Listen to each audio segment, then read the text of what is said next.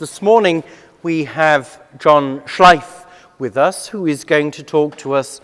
We're in the midst of our parish capital campaign, and John is going to talk to us about his pledge and his story. Thank you.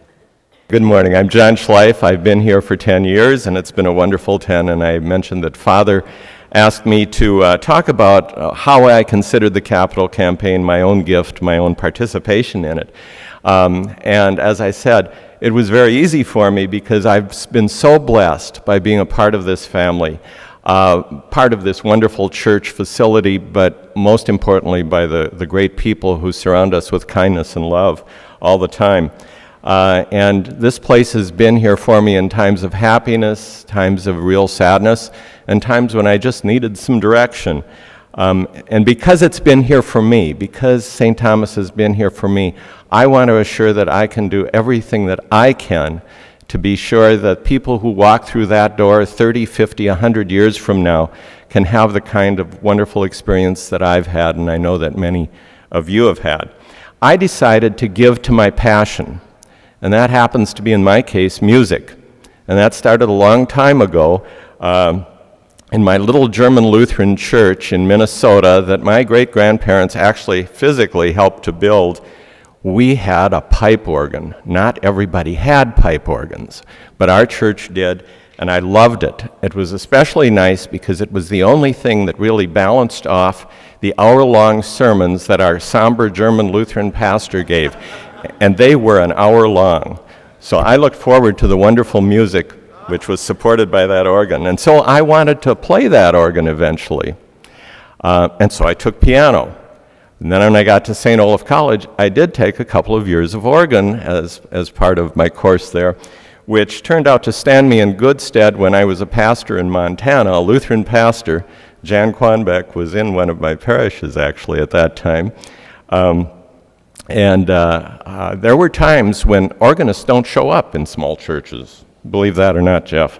And it comes in handy if the pastor can run from the altar to the organ and make the whole thing work.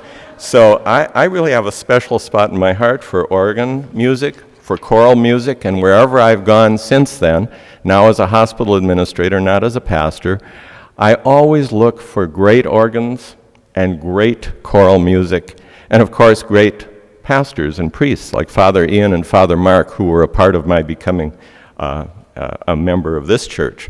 But back to the idea of giving to your passion. I want this memorial organ over here to play on through generations to come for the deeply personal events in people's lives. I want to help spirits to soar, which is what music can do for us, and help sore spirits to heal. Through baptisms, confirmations, weddings, and requiems, and I know mine will come someday, I want that organ playing, and I want it to be darn good. So I always fully intended to support this campaign, but for a bit less than I finally pledged, I have to admit. And then I learned of an opportunity to fund the organ console.